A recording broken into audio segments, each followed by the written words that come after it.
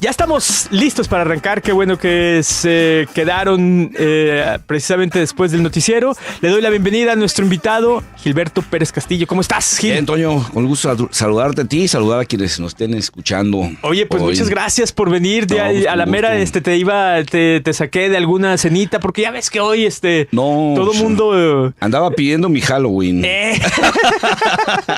Oye, ¿sí llegaste a pedir Halloween de chavo?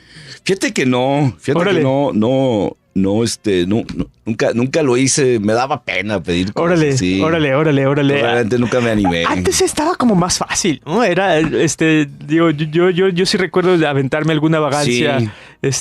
Que el plan era, no importaban los dulces, sino que más bien la travesura. Y la chance de portarte mal. No, yo creo que cuando estás niño, pues claro que siempre te da esa sensación de la aventura y de querer algo como un dulce, un regalito, una calabacita, una calaverita.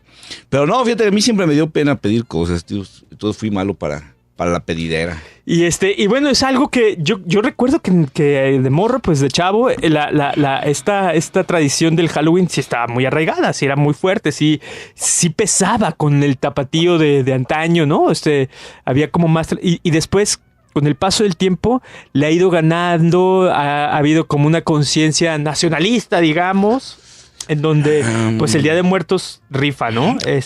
Pero aquí el asunto es disfrazarse. Fíjate que el asunto ahí nos meteríamos a un debate ¿social? Que no es el tema del programa. Claro, no, para nada. Pero fíjate que el problema es que realmente el Día de Muertos hay gente que lo defiende a capa y espada, de que es una parte de nuestras tradiciones, de nuestra herencia ancestral, etcétera, etcétera. Pero eso es desconocer realmente lo que es la historia del Día de Muertos, porque el Día de Muertos como tal, tú lo acabas de decir, y mucha gente seguramente lo estará recordando, de los 70s para atrás prácticamente no existió. Y de los 70 para acá se convirtió en una fiesta que a mí me sorprende escucharla, ancestral, indigenista, que viene desde la época prehispánica, cuando en realidad pues, es una fiesta que se creó con la llegada de los españoles, que en algún tiempo estuvo prohibido por la Iglesia Católica en México, sobre todo en el siglo XIX, por los borracherones en que acababa esta ceremonia.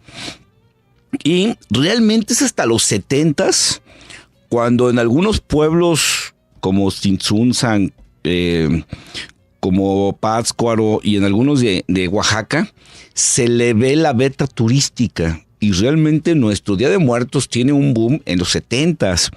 A mí me llama mucha atención cuando empiezan a hablar de que es una ceremonia ancestral y no sé cuánto. Pues la verdad es que pues eso es relativamente reciente como ceremonia masiva. Por eso tú no la recuerdas y por eso muchos no la recuerdan. Claro. Porque bueno, pues muchos, pues sobre todo en el norte de México, pues dicen, pues para nosotros este asunto del Día de Muertos, pues nos llegó ya muy tarde, ¿no? Entonces... Y luego, de DF era la pedir la calaverita, que era lo que yo recordaba, sí, como asunto del Día de Muertos, ¿no? Y el día del Halloween hay mucha gente que lo considera como algo nuevo, mercantilista, algo que se hizo en los Estados Unidos. Dicen, es que los Estados Unidos, como no tienen tradiciones, se inventan tarugadas. No, el asunto es que la fiesta del Halloween, a veces se me sale decir fiesta, la ceremonia del Halloween, no, es que en realidad es fiesta. La ceremonia del Halloween es mucho más antigua que nuestro Día de Muertos mexicano. Se refiere, y fíjate nada más las comparaciones, curiosamente son los mismos días. El día 31, 1 y 2, nosotros tenemos igual el 31, 1 y 2, aunque hay gente que se olvida que en el 31 empieza a velarse en las tumbas, en los cementerios, y el origen de la palabra Halloween viene de Hallow Eve, o sea, la víspera de los santos.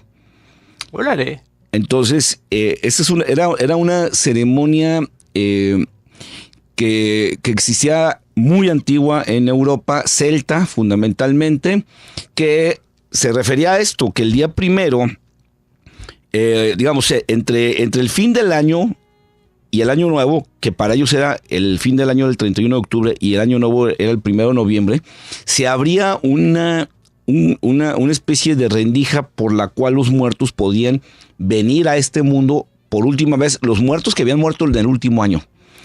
El cristianismo lo adopta. Qué interesante. Sí, el cristianismo adopta esta fiesta en el siglo XIII. Y obviamente nos llega a nosotros vía españoles. Entonces, las únicas pocas referencias que hay de que en tierra americana, antes de la llegada de los españoles, hubiera habido algún rito que tuviera que ver con Día de Muertos, se refieren a algunos que se celebraban en agosto, no en octubre. Entonces, a nosotros nos llega por los españoles esta muy, muy antigua tradición de 3 cosas. Primero, en la noche velar para esperar la llegada de los muertos, que se da el día 1, que coincide fundamentalmente en que el día 1 se les reconoce a los muertos buenos, a los muertos santos, tanto a los que vivieron de acuerdo aunque tuvieron una vida de santidad, como aquellos niños que murieron, y por haber muerto niños, murieron limpios. Sí, claro. ¿Verdad?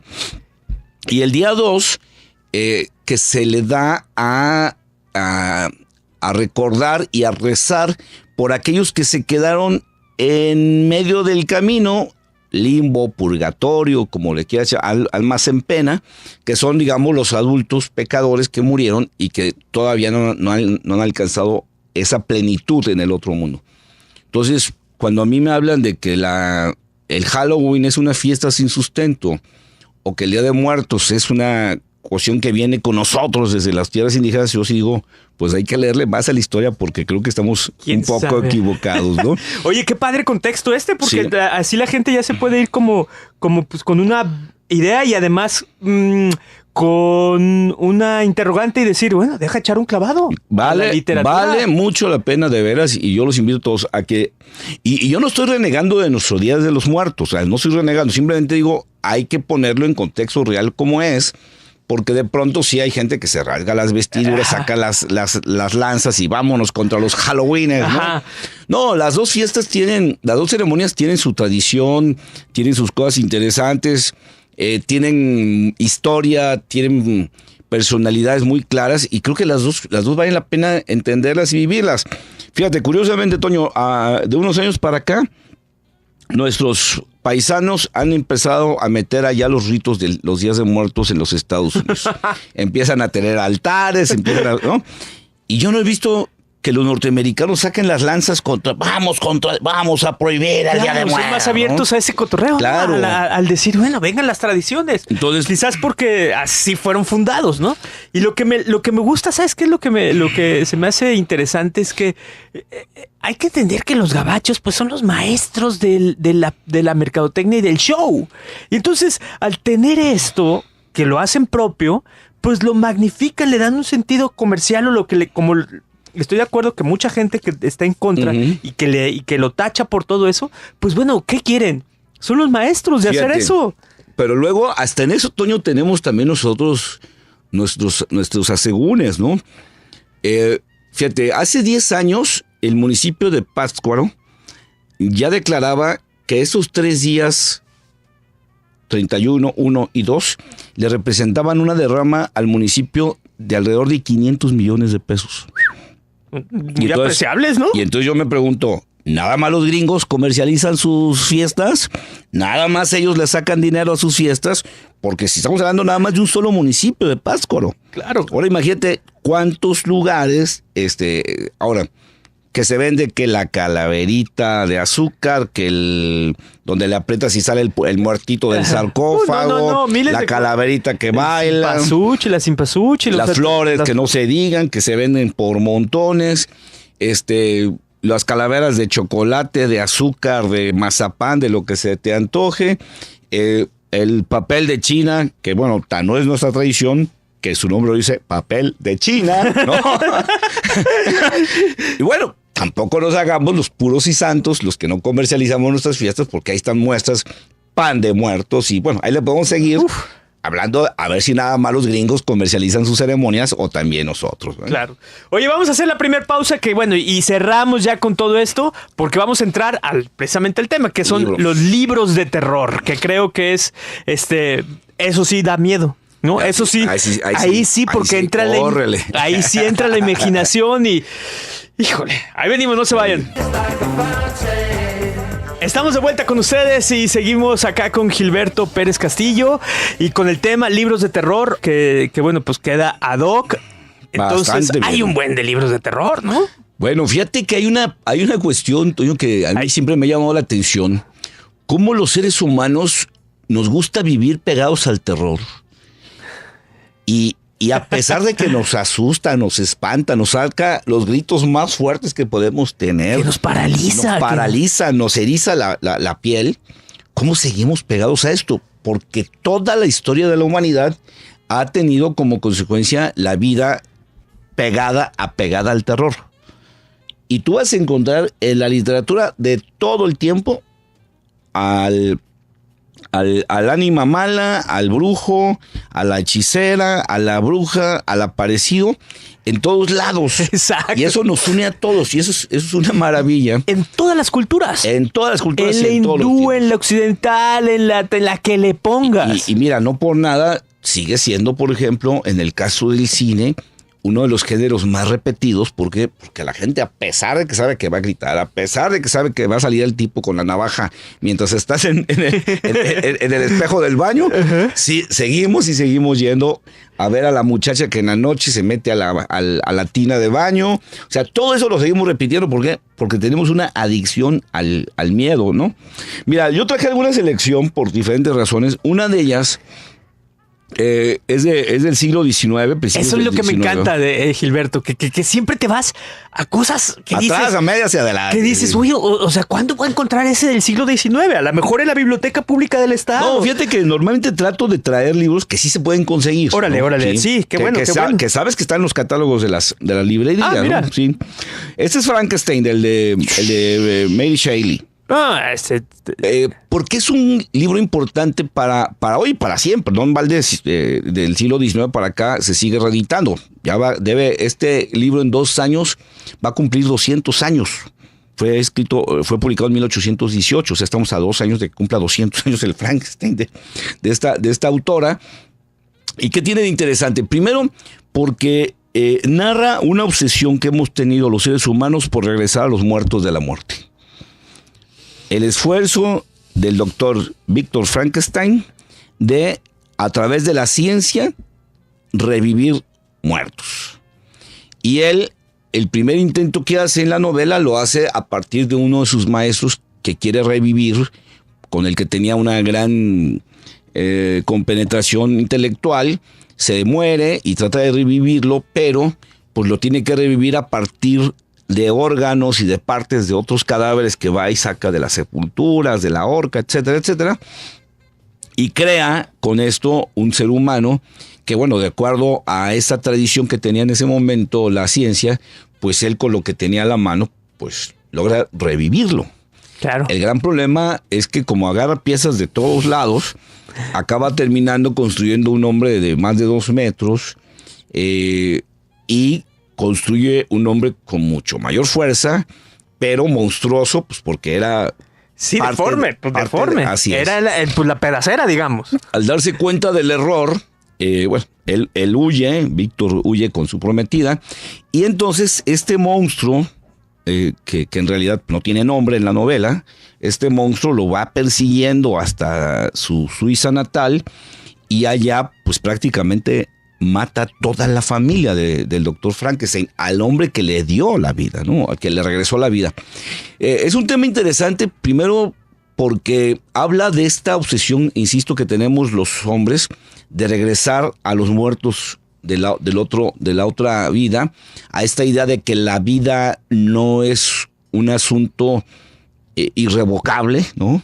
Uh-huh. Y este debate, porque la autora Mary Shelley vivía en un ambiente rodeada de muchos médicos. Entonces era el ambiente del debate que se da también. Que sí se podía, ¿no? Los médicos sí podemos ganarle a la enfermedad y a la muerte, ¿no? Exacto. Pero por otro lado entra el debate intelectual y el debate moral de si no estamos contraviniendo 2 cosas. Una, la ley de la naturaleza, que dice que esta persona ya debe haber muerto, o algo más grave, la ley de Dios, que decidió que esta persona ya debería morir, y entonces al rescatarlo de la muerte, pagarás. Estamos ¿Y qué le pasa al doctor Víctor Frankenstein? Pues precisamente paga la osadía de haber sacado de la muerte a un ser y haberlo regresado a la vida. Entonces se convierte prácticamente esta persecución y esta masacre que hace este ser de toda la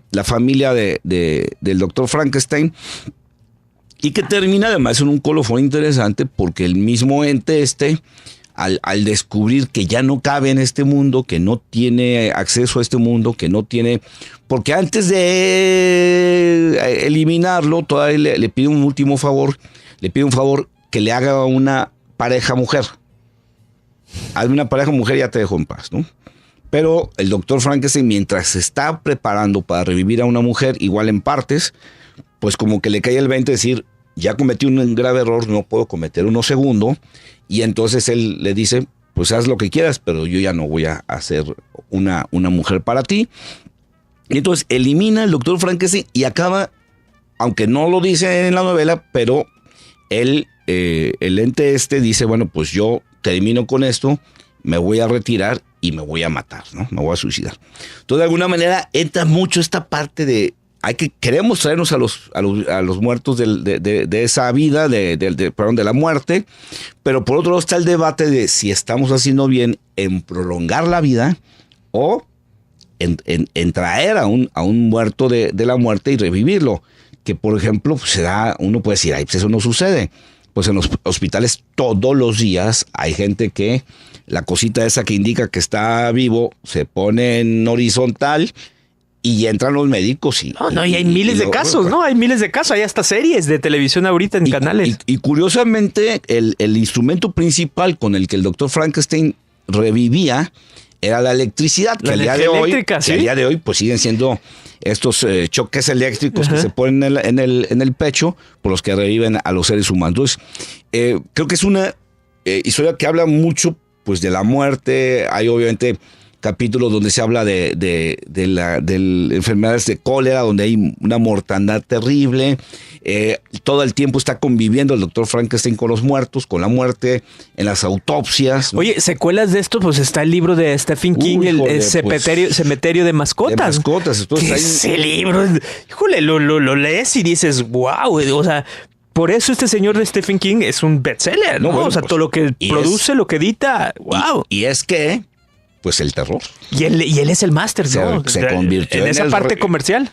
Sobre todo en el final del siglo XIX se convirtió en el referente fundamental de los libros de terror. Sí, ¿verdad? Junto con una mujer de la que vamos a hablar ahorita, que además me llama mucho la atención porque luego tuvo como un reversazo en su vida del que si quieres platicar. Ok, sí, vamos a la pausa y ahorita regresamos con más títulos y libros de terror que aquí el buen Gilberto pues, nos está presentando, ¿no? Algo por de la historia de Frankenstein, bueno, pues mucha gente lo ubica por películas, obras y todo, ¿no? Entonces, pero fíjate, o sea, al final termina matando a su creador y ahí, como pusiste, ¿no? En contexto, esta paradoja de podemos más que la naturaleza, podemos más que el creador, que el poder superior o que sea, ¿no? Ahí venimos, no se vayan. Estamos de vuelta con ustedes, seguimos platicando con Gilberto y decías bueno, yo traje acá a la mesa a Stephen King, pero tú mencionaste a su contraparte femenina. Mira, porque así como estamos hablando de esta repetición del tema, también llama mucho la atención cómo ha habido mujeres tan exitosas en el tema del terror. Stephen King sin duda es el gran vendedor de libros de terror y bueno, habrá que ver cuántos libros... es su estilo, es su género. No, pero además... Y no para, ¿no? Libros y libros. Entonces, además de ser un gran vendedor, es un gran creador, es un gran productor de libros. Sí, ¿no? Es que escribe buenas historias. Así es. Pero bueno, el caso que quiero comentar es de una escritora norteamericana también vendida por montones, Anne Rice. Ah, claro. Nacida en Nueva Orleans, a mitad del siglo pasado. Una mujer que también empezó a escribir fundamentalmente terror. Ha tenido novelas que se han vendido por millones en el mundo. Yo creo que es una de las escritoras más vendidas de las que no faltan en los aeropuertos, por ejemplo, ¿no? O de las que no faltan en los primeros estantes de las librerías, ¿no? Muy conocida, se da a conocer fundamentalmente con un libro que se llama Entrevista con el vampiro. Esa historia que luego se llevó al cine y, bueno, se convirtió no solo en una gran vendedora de libros, sino también en una gran productora de historias para el cine. ¿Por qué te decía que me llama mucho la atención la vida de Anne Rice? Porque, bueno, se escribió después La Edad del Vampiro, que fue otro exitazo también, y La Reina de los Condenados, que fue súper éxito también. Vendrían después otra serie de libros que se van, digamos, como desplegando de estos primeros libros, y entonces agarraba un personaje como el de Mebnock, y entonces hacía una extensión con un libro nuevo sobre la historia de Mebnock, ¿no? Entonces iba abriendo de cada personaje. Qué mujer tan inteligente, ¿no? O sea, para tener eso, para tener esa facilidad de decir, mira, a este personaje todavía le puedo hacer una historia más. Su historia paralela a su historia propia, ¿no? Bueno, entonces tuvo esa gran virtud, y luego tuvo otro trío de exitazos. Bueno, todas esas que te hablaba se agrupan en una colección que se venden incluso por paquete como las Crónicas Vampíricas. Que decía, pues muchos de esos pasaron al cine, y algunos han sido adaptaciones, algunos guiones de televisión han sido adaptaciones de libros de ella. Y luego hizo otro trancazo con otra trilogía que se llama Las Brujas de Mayfair, que es La Hora de las Brujas, La Voz del Diablo y Taltos. Esta más enfocada a personajes femeninos que también fueron un exitazo, y algunas llevadas al cine. ¿Qué pasa con esta señora Anne Rice? Pues obviamente se vuelve multimillonaria, pero un día se le muere el marido, un día le encuentran diabetes, su hijo se le va a vivir a otro lado, a otra ciudad, y de pronto ella se queda multimillonaria, sola, con sobrepeso y con diabetes. Y entonces pasa algo en su vida que se convierte de nueva cuenta al cristianismo que había abandonado en su adolescencia. Y entonces brinca la cerca y empieza a renegar de todas estas literaturas. Hice pura patraña. Diabólicas, etcétera, etcétera. Y entonces se convierte. Confrontación con su vida. Se convierte prácticamente, pues, como en una. En su propia crítica, ¿no? Sí.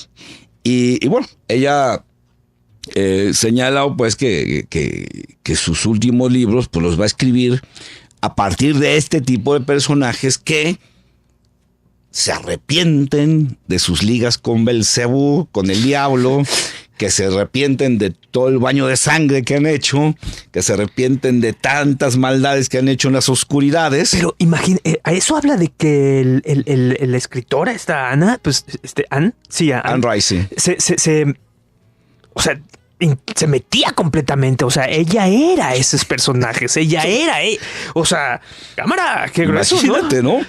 Entonces, para decir, o sea, para no tener este punto de distancia, claro, decir, pues son historias, precisamente, ¿no? O sea, porque tú puedes qué bueno decir, que ya conecté con el cristianismo, pero pues lo que hice eran mis libros, son historias, son mis libros y no tiene imaginación, ¿no? Y no tiene nada que ver conmigo, ¿no? Bueno, claro.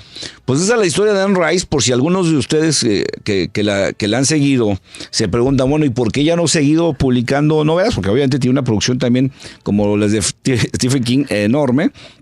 Y bueno, oye, ¿y qué pasó con la señora Rice? Porque ella nos regala tantas novelas de vampiros y de brujas y de hombres lobos y de todas esas cosas.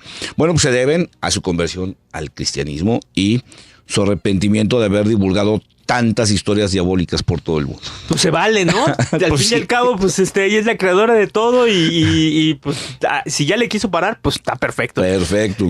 ¿Qué otro? ¿Sí te hay chance para otro? Perfecto. Bueno, uno que es, yo creo que obligatorísimo en estas fechas es bueno, para irnos más despacio, te voy a hablar del Laberinto de la Soledad para dejar Pedro Páramo para la siguiente parte. Pedro Páramo, la gente dice, este es de amor, ¿no? No. Ahorita, no, el Laberinto de la Soledad, porque creo que hablando no solo del Halloween, sino también de los días de muertos y días de las ánimas, creo que quien quienes mejor lo han analizado, quien mejor lo ha revisado el tema, sin duda ha sido Octavio Paz en este maravilloso libro que se llama El laberinto de la soledad, que es un libro, si bien debe ser de los 60, es un libro ya viejón, pero creo que sigue siendo un buen retrato de cómo somos los mexicanos. Creo que hace un buen retrato de nuestra identidad nacional real, no de la identidad nacional del folclore y de Viva Vicente Fernández. Del Canal de las Estrellas, le digo, esa identidad. Esa nueva identidad es la del Canal de las Estrellas. O el Viva México, hijos de su tal por cual. Entonces creo que en el caso de Octavio Paz, hace este capítulo que se dedica precisamente a dos cosas: a la fiesta como tal, como mexicanos, que nos encanta la fiesta, y por otro lado, al Día de los Muertos como tal, porque dice en alguna parte en el libro Octavio Paz, no es que el mexicano no le tenga miedo a la muerte como se dice, lo que pasa es que a diferencia de otros finge que no le tiene miedo a la muerte, pero en el interior por supuesto que le teme. Claro. Le teme que la quiere lejos, finge no querer la vida no vale nada, ¿no? Y finge despreciar a la muerte. Sin embargo, se dobla ante la muerte, le corre a la muerte y tiene pavor por la muerte, ¿no? Y finge que la calaverita, y finge que la calaca, y finge que la Catrina. Pero al final de cuentas, dicen, no es más que un desahogo de fiesta, porque al mexicano le encanta la fiesta, sea cual sea el motivo. ¿Y por qué habríamos de dejar de enfiestarnos? Precisamente por esto. Y aquí hay un detalle que no viene en el libro de Octavio Paz, pero creo que vale mucho la pena traer a colación, de que estas cuestiones de pasarse la noche emborrachándose en los cementerios proviene precisamente de cuando los panteones o los cementerios se empiezan a construir en las orillas. Fundamentalmente se inicia en la Ciudad de México, y no había transporte como ahorita, que te vas en el metro, en el camión, en el trolebús. Entonces, el único transporte que te podía llevar y traer eran los que se conocían como los trenes de mulitas.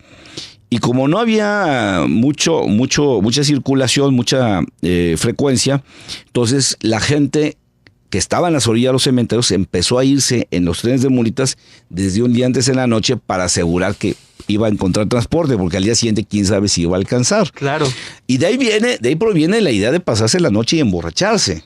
No es que... Digamos, pasar tiempo. Claro, así es. Pues, mañana no sabemos si va a haber, entre mejor nos aseguramos y aquí nos quedamos y aquí nos dormimos, ¿no? Y bueno, tan lo analiza muy bien Octavio Paz, y tiene toda la razón, que fue tan grave el tema de la borrachera en los días de muertos, que en el siglo XIX fundamentalmente fue cuando más se dio. Hubo etapas donde la propia iglesia prohibía que se festejara el Día de Muertos.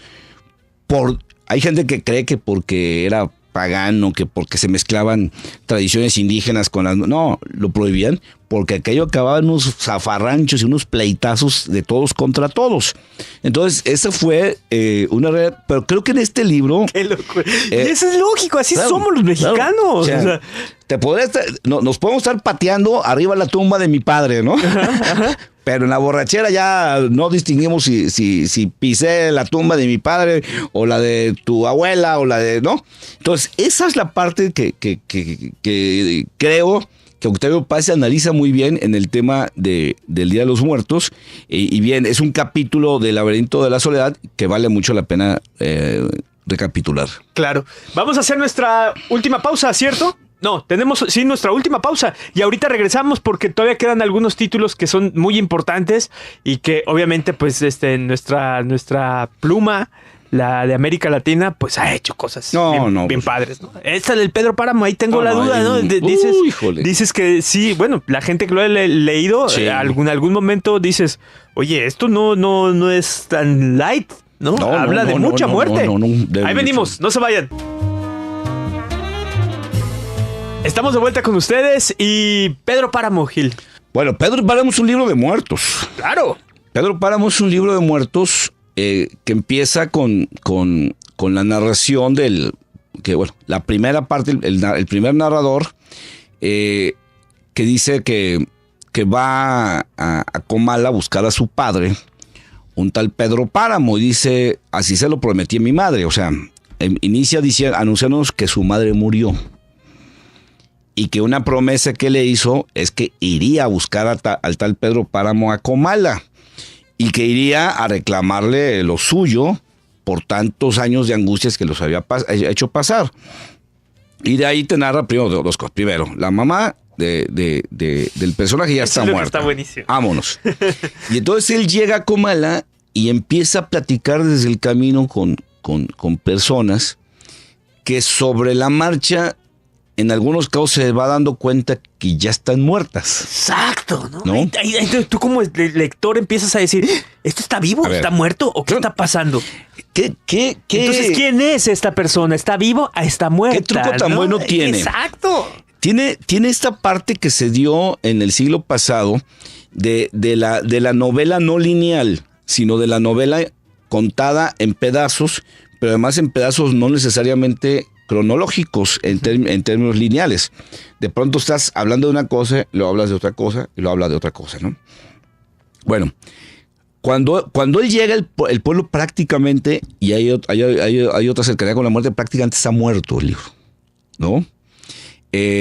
Y el pueblo está muerto y entonces empieza él a preguntar por el tal Pedro Páramo y le van platicando historias de Pedro Páramo, de cómo pues mató al padre a un minero de una mujer que pretendía, cómo busca venganza de la muerte de su hermano que muere regresándose del pueblo en un caballo, cómo habla de la muerte cuando Pedro Páramo se alista como financiero del movimiento revolucionario porque tiene miedo que vayan a ir a quitarle sus tierras los revolucionarios, entonces se va con los revolucionarios financiando, y cómo se van dando una serie de muertes alrededor del propio Pedro Páramo, porque era un cacique violento, que si le gustaba a una mujer iba por ella y era suya, y si era necesario pasar por el padre, pues lo iba a hacer, ¿no? ¿Qué es lo singular para mí de todo esto? Que si tú te vas al día de hoy a estos pueblos de Tolimán, de Sayula, de Tuzcacuesco, de San Gabriel, y te sientas a platicar con los viejos, vas a escuchar muchas historias como las que Juan Rulfo perfectamente agarró en Pedro Páramo. Yo digo, hay gente que va y busca las costumbres y quiere hacer literatura costumbrista, pero la chafea. Juan Rulfo hizo una obra universal de una serie de costumbres regionales del sur de Jalisco. Los muertos que hablan, los muertos incluso que se pelean, los muertos que vienen por el vivo, esta convivencia entre vivos y muertos que se da en las habitaciones, y lo escuchamos muchas veces es que aquí se aparece una señora, pero en el caso de Pedro Páramo, en la novela platican entre ellos, y al final, el narrador, el que está narrando que fue a Comala a buscar a su padre, también muere. Entonces, Pedro Páramo es una novela de muerte y una novela, además, que trata la muerte como la trata el jalisciense del sur de Jalisco, como la trataba en el siglo pasado, en el siglo XIX, pero como se sigue tratando en la zona rural de México. Este asunto de los aparecidos, de los que vienen y platican con los vivos, de los que incluso vienen a anunciarles a los vivos cosas. De eso, para mí, se trata la novela de Pedro Páramo. De todas esas tradiciones, de todas esas leyendas que hay en los pueblos del sur de Jalisco relacionados con la muerte, nada más que narrados de una manera maravillosa a partir de una aparente relación de amor y de una aparente relación de un hombre que va a buscar a su padre, pues para cobrarle todo lo que no les dio en vida a él y a su madre, ¿no? Y que en algún momento tú dudas de decir, estoy leyendo a alguien vivo o a alguien muerto. Entonces, esta magia que Juan Rulfo nos pimponea con la imaginación es maravillosa, porque el libro no te detienes, ¿no? Vas y devorando y devorando. Pero te lleva a estas partes, digamos, de sí sentir así de pronto como, ay, híjole, pues ¿dónde está metido este cuate, no? Sí. Cuando de pronto despierta y está una mujer hablando con él y le dice que su marido la dejó, pero que quiere tener una relación con él. Y te das cuenta que es la huesuda. Y resulta que ya sabía que también era una muerte. Entonces, o sea, es un libro en parte de terror, por todo esto que refleja, tú te pones a pensar, quien conozca la zona rural de México y quien conozca en especial la zona rural del sur de Jalisco, pues te pones a pensar en esos corralones, en esas huertas, en esos caminos secos, en esas tierras muertas.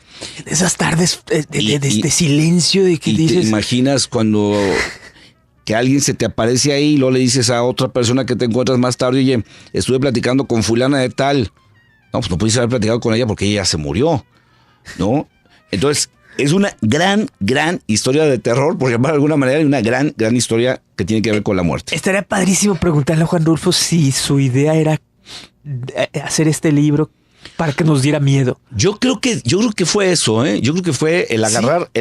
Más bien el agarrar todas esas tradiciones que se hablan en los pueblos, todas esas historias que se cuentan, todos esos mitos que se cuentan de la muerte y juntarlos en una historia realmente maravillosa. No por algo es uno de los libros escritos originalmente en español más traducidos a más lenguas del mundo. Ah, sí, no sabía ese detalle. Oye, y además es un libro súper cómodo, ¿no? O sea, no, es un libro... ¿De aquí a Vallarta te lo echaste? Y es un libro que tienes que tener a la mano porque siempre vale la pena volver a leer. Además, creo que para la gente que está involucrada en los temas de la creatividad, leer este tipo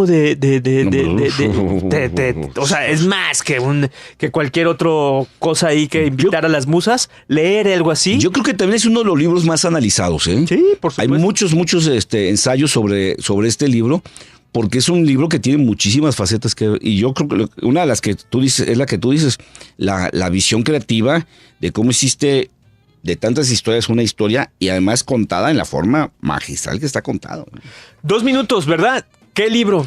Bueno, uno fundamental, nos vamos a regresar otra vez al siglo XIX. Venga. Porque es un libro que tiene desde entonces al día de hoy, óigalo bien usted, desde entonces al día de hoy, desde la mitad del siglo XIX a hoy, escenificándose por lo menos cada 31 de octubre de manera obligatoria en muchas ciudades de España y en muchas ciudades de Latinoamérica, y me refiero por supuesto a Don Juan Tenorio de José Zorrilla. Claro, por supuesto. Esta obra de José Zorrilla que narra que todo inicia con 2 fanfarrones, Don Juan y Don Luis, que están fanfarroneando de quién es el que lleva más mujeres a la cama, quién es el que más hombres mata, quién es el que más duelos tiene y sale victorioso. Hacen una apuesta y entre esas apuestas es quién desposa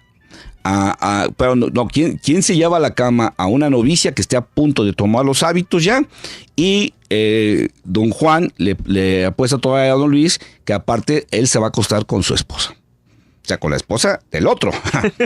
Y entonces a partir de ahí se viene una serie de enfrentamientos y unas escenas que, bueno, quien ya ha visto la obra, quien la ha leído, se dan escenas en el cementerio, escenas con incluso estatuas que le hablan a Don Juan, que le hablan a Don Luis, muertos que hablan en el cementerio, y es una historia de muerte, pero también es una historia de redención, porque dentro de toda esa mortandad que se da en la obra, de entrada los dos se sientan a presumir cuántos hombres han matado, ¿no? Al final de cuentas es una historia del triunfo del bien sobre el mal, porque doña Inés, exacto, que primero era parte de la apuesta de Don Juan, que Don Juan acaba realmente enamorado de ella y ella enamorada de él, a pesar de lo pillo que sabía que era este tipo, ella logra rescatar a Don Juan del infierno, ella interfiere para que su alma sea salvada, ¿no? Hay que verla, ¿no? Pues, digo, y además... O leerla mejor. Y leerla. Yo creo que hay que verla y leerla, ¿no? Sí. Pero además, fíjate esto, desde la mitad del siglo pasado, de la mitad del siglo XIX, perdón, de 1840 y tantos, al día de hoy, no ha habido un año en que no se escenifique por lo menos el día 31 de octubre en España y en buena parte de América Latina. ¡Qué chido! Gilberto, se nos acabó el tiempo. Qué padre hablar contigo, qué gracias. Que nos platiques de todo esto, que simplemente es nutrir al espíritu, al ser humano y hacerlo, pues sí, eso, ¿no? Más humano. Como debe leyendo, ser. ¿No? Así es. Gracias, Gil. Gracias a ustedes. Adiós, buenas noches.